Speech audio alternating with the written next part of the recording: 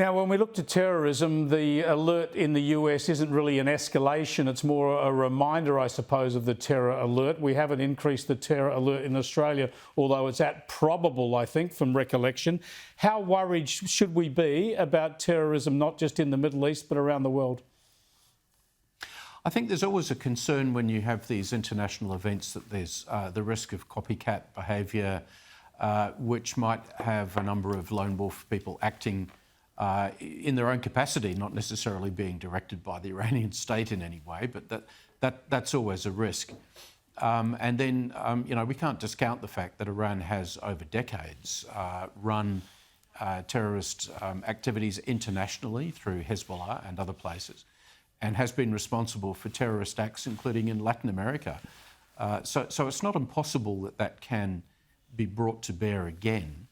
I think we have to take it seriously, and I have no doubt that our intelligence agencies would be looking at this very closely, Chris, even as we speak. This is where I want to bring you back to Iraq, right? Now, while countries like Saudi Arabia have condemned the American action, they kind of have to go through that pro forma process, don't they? I would have thought secretly all that Sunni Arab world will be very, very pleased that Iran is looking like getting boxed in.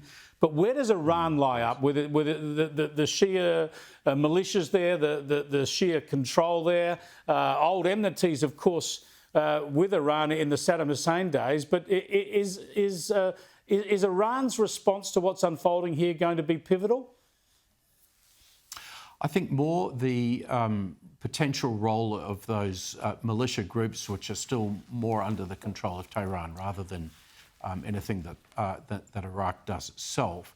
Mm-hmm. My sense is that Iraq has been relatively quiet in the last 18 months or so, whilst Israel has been damaging the proxy groups in Gaza, damaging Hezbollah in Lebanon, and then doing significant work in Syria to damage the interests of Hezbollah and the Iranian Revolutionary Guard. What's been going on in Iraq? And of course, that's the place where we still have a significant number of American military forces based, particularly around in the Kurdish area and on the Turkish border. But that's why it could be the flashpoint, right? Yes, exactly. There is a risk, and I think Iraq is where I would be looking to see maybe, well, if something happens by way of proxy group behaviour, maybe that's where it will take place. Yeah, let's hope not. But just briefly, you've written extensively about this, but now that you've seen the Albanese Labor government offer some wishy-washy support to the US, what do you think's gone on there? Is a conversion on the road to Damascus, or have they been pulled into line by Washington? Well, it seemed to me that the Foreign Minister and Prime Minister looked extremely uncomfortable and not particularly wishing to front the media today, Chris, in coming out with their support. I think their foreign policy has been shockingly amateurish here, and it's failed to take account of the fact that we've got an important alliance with the United States and need some very significant things from the Americans in order for AUKUS to work and for our security to continue to be underwritten in the Asia-Pacific. And yet we've had this casual disregard of the Trump administration.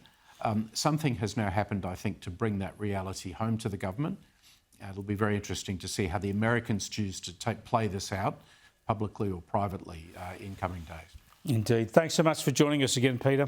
Really appreciate your insights.